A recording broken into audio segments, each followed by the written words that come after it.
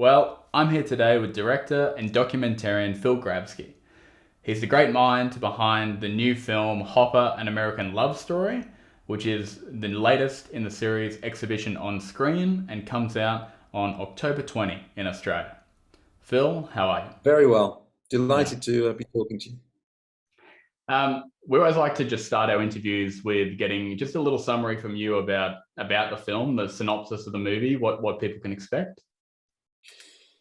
This is actually our 33rd exhibition on screen, feature film that we brought to Australia. So it's the first film of our 10th season.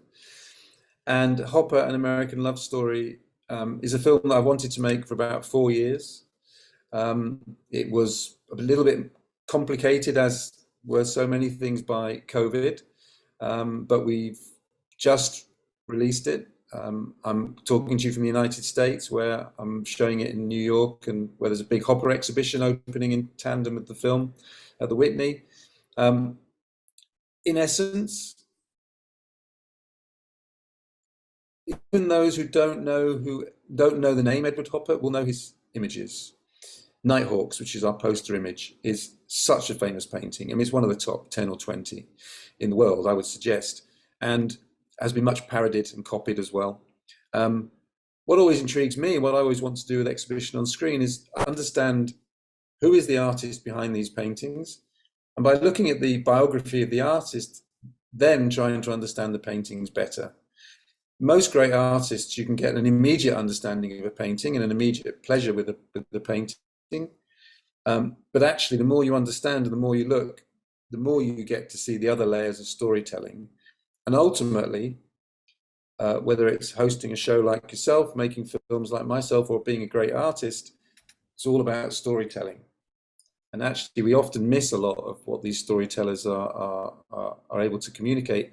Hopper is a master storyteller, even though part of that skill is sometimes not giving you the story, leaving you to try and work out what's going on. But anyway, he's one of those artists that was absolutely deserving of a film. There hasn't really been any, which surprisingly, and I must say I'm very happy with how it's turned out.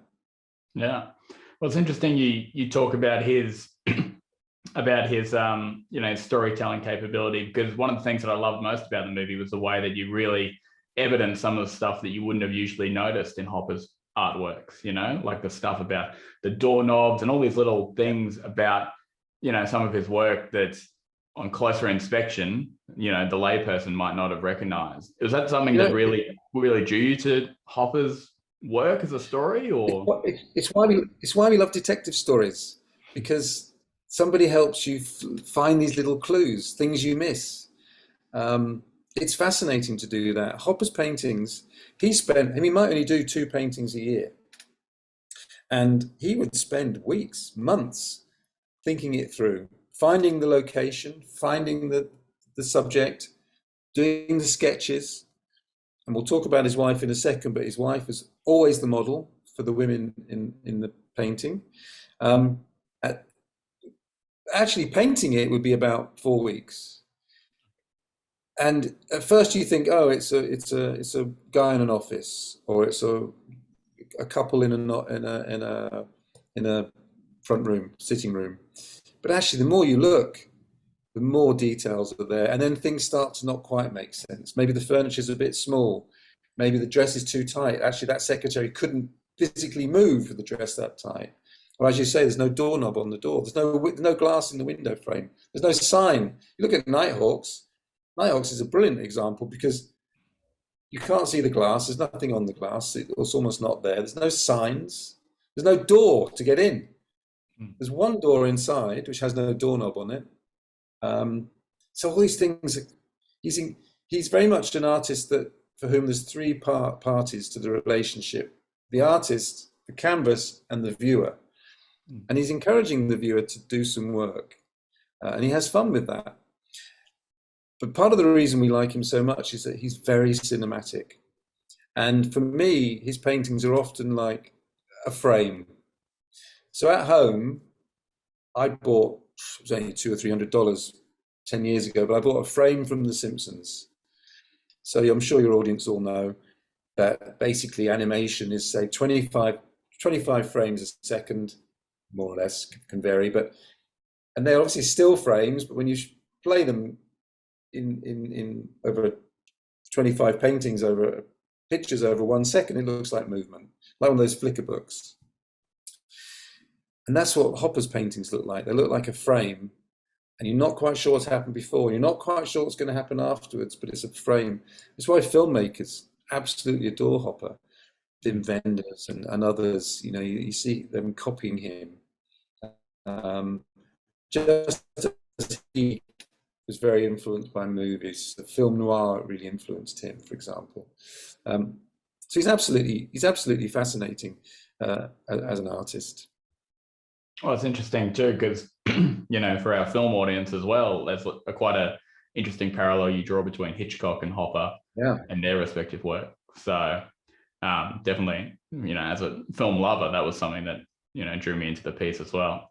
One of the just one point on that. One of the nicest exhibits in this wonderful Whitney exhibition in New York. There's a guy that, when Edward Hopper died, his wife died shortly thereafter, and then so much stuff was bequeathed to others.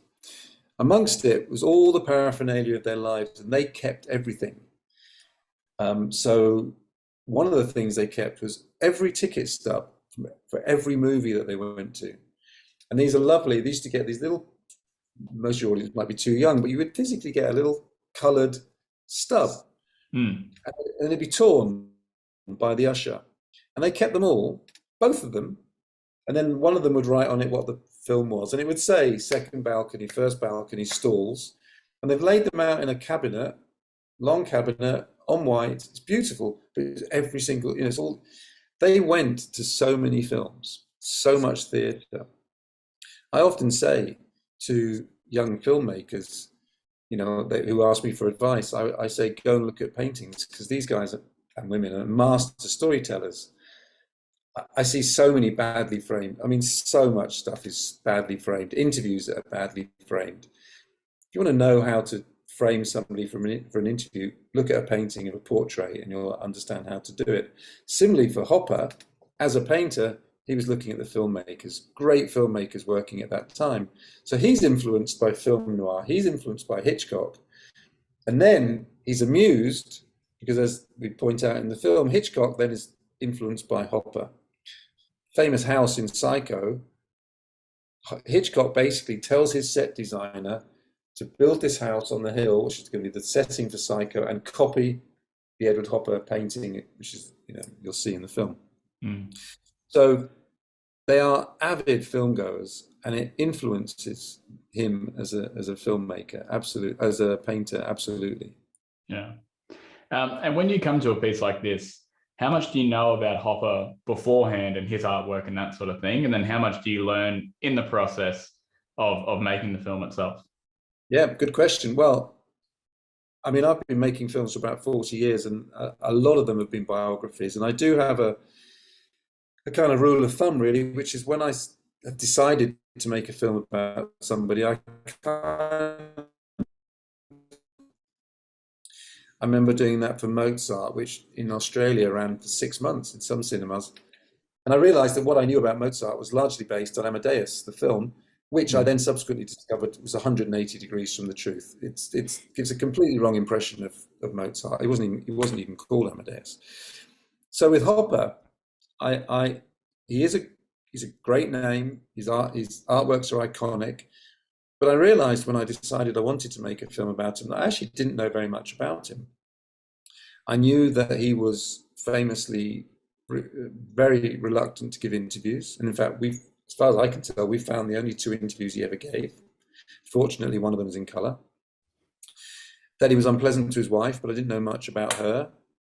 And that he didn't really reveal very much about himself. The next stage that I do when I'm starting a film is I then try to find any evidence of the words of the artist, and in this case, both Edward Hopper and his wife Jo. And actually, he does talk, and when he does talk, he's very articulate and, fortunately, quite funny at times. She is the opposite to him. Whereas where he's introvert, she's extrovert. You couldn't, as somebody says in the film, you couldn't shut her up. And not that long ago, relatively recently, there were diaries found of hers, which are tremendously revealing. And I think we're the first film to quote from them, as far as I know.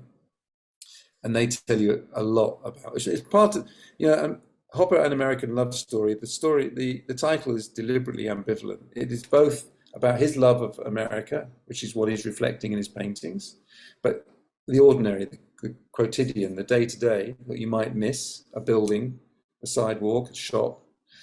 But it's also a love story of this couple, which was a very volatile relationship. He could be very unpleasant towards her, abusive at times, and yet they'd be hand in hand going to the movies, hand in hand going to the theatre.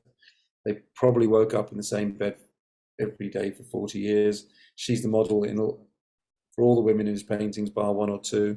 So a complicated relationship. So you absolutely find out a lot as you're in the process. And although we set a time when the film's going to be released, but I always make sure there's enough time for me to do the job properly. I bear a responsibility to my Edward and Joe Hopper are long dead, but I want to make the best film possible for them. And in fact, 2 days ago, we had an American screening in his front room. I don't want to show a film where I think I've not done a very good job. I've exaggerated this. I've got that wrong. And then yesterday in New York, we had a lot of Hopper experts there, and they all were really pleased with the film. So you have to do a lot of research, and you find out all the time. And even in the editing process, when you're suddenly putting things together, or the music score arrives, and that changes your perception, or when you get your actor and actress to read the letters, new things emerge. So it's a continuous process. Mm. And you're very prolific. You made more than 250 films, and this is, I think that you were saying, the 36 in the Exhibition on Screen series. Yeah. For viewers who haven't interacted with the series yet, why do you think this one's a good one for them to start with?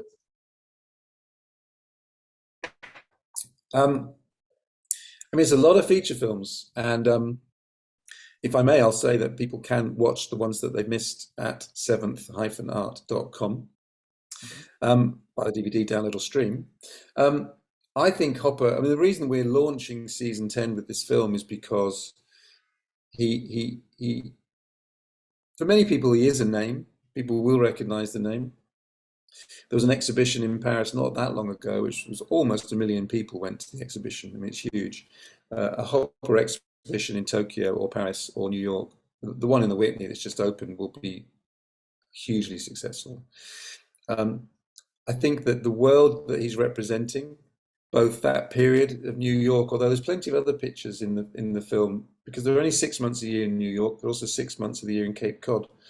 But it's a world that's tremendously exciting to us. New York, past and present, is a fascinating place.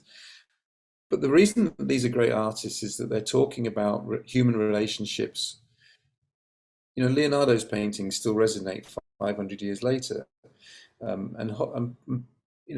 Edward Hopper is the most used artist to associate with newspaper articles, magazine articles, over the last 2 years, 2.5 years almost, during COVID, because of this sense of his paintings being individuals alone, isolated, lonely.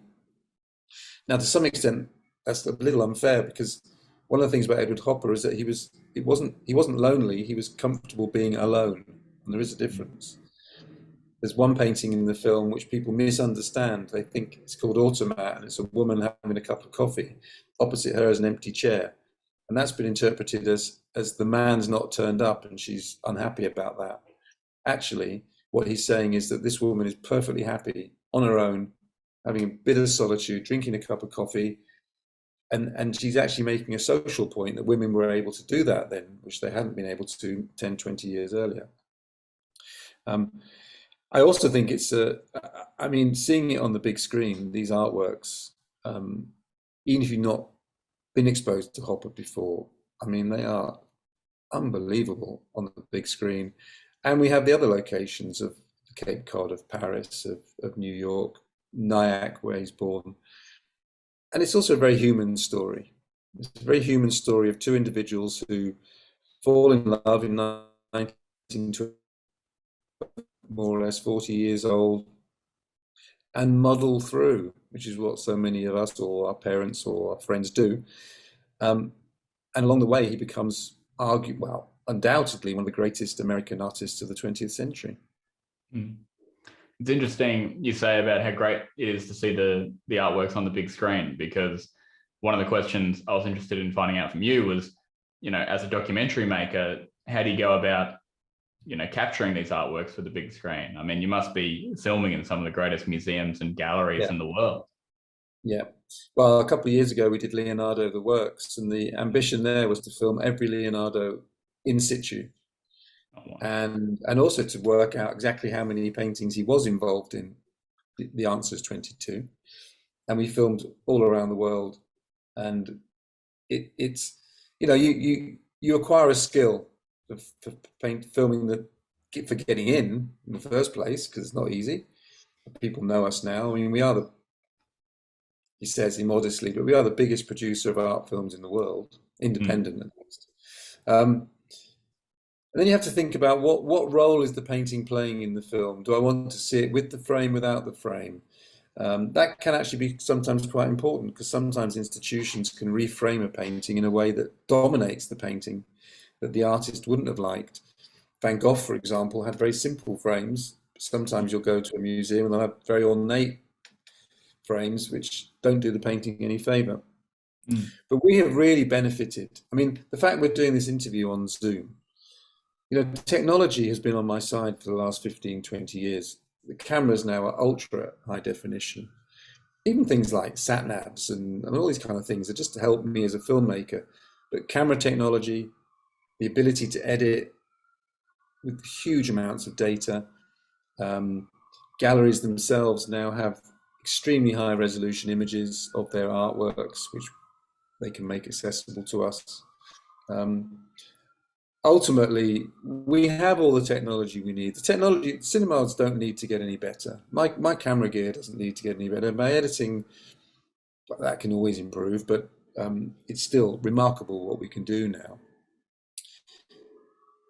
But at the end of the day, the most important thing, I don't have one on this desk, is a pen, or my computer, because it actually comes down to the script. And the thing, in a way, that I work hardest on is the script, down to the last comma, the last colon, and because it's storytelling. When your audience go to see this film in the cinema, as I hope they all will, where I stand and fall is whether they come out thinking that was I've been really engaged with the storytelling for the last 91 minutes. And this is not a lecture. It's not an illustrated sideshow. It is a cinema work. And so knowing that's how you create the film and how you film the artworks. For example, in this film, when I sat down with the editor, I said, slightly unusually for us, I said, the first thing we're going to do is we're going to build the locations visually with no talking. There's no narration in the film anyway. It's all letters and it's all personal speaking of Hopper, Edward or Joe Hopper, and some interviews with the world's experts.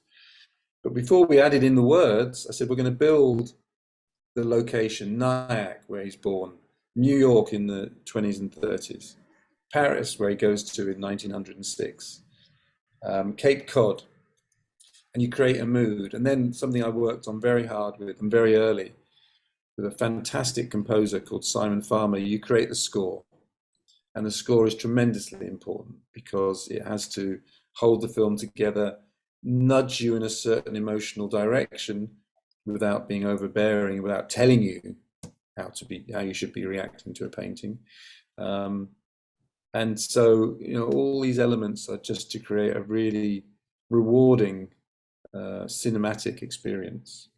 And as a documentary maker, what do you think documentary holds as a format that potentially makes it more interesting for you over and above, scripted cinema?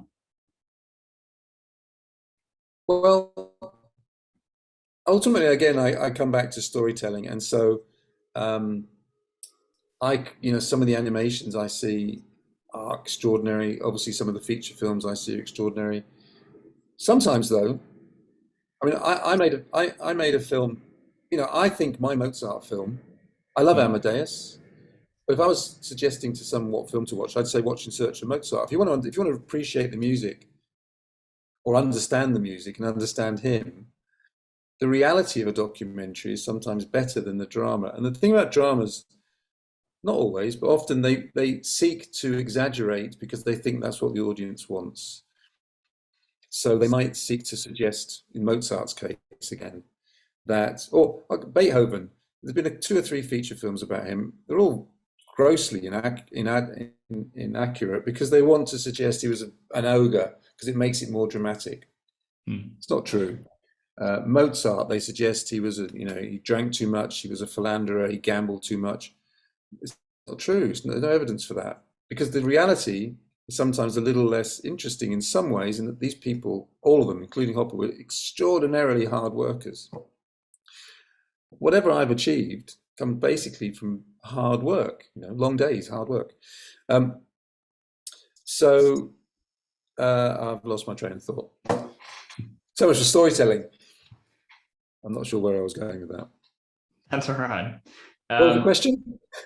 Just about what appeals to you about documentary making, Oh, I think so you've touched on it anyway, that it's like that, sometimes real life is more engaging than what you can come up with. I have no interest in having to work with 200 people and all that.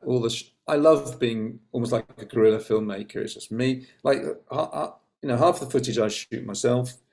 Small team. It also means the budgets are more manageable. We self-fund, Mm-hmm. but if the budgets are any higher because I'm using another 50 people and actors and actresses. I mean, sometimes in exhibition on screen, we do some reconstructions. Frida Kahlo is an example. And they work very well, but we only take on what we think we can do well. The main thing though is that there's nothing more extraordinary than real life. And, if you were writing a script about Edward Hopper, you probably wouldn't write some of the lines that you'll see in the film or from Joe, because they'll seem either they don't fit your preconception of him. Oh, he wasn't funny. Well, he was funny, and that's in the film.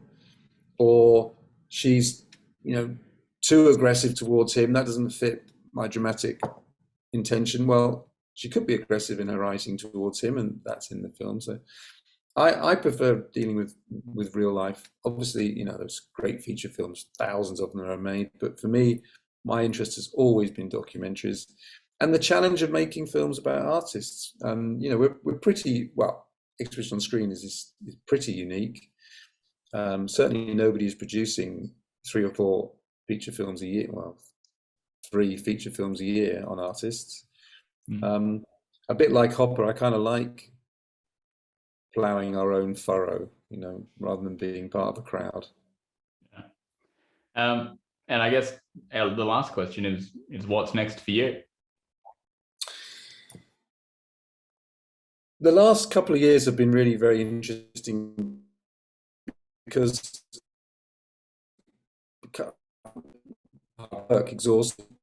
I also finished a 20-year project about a young Afghan boy growing up.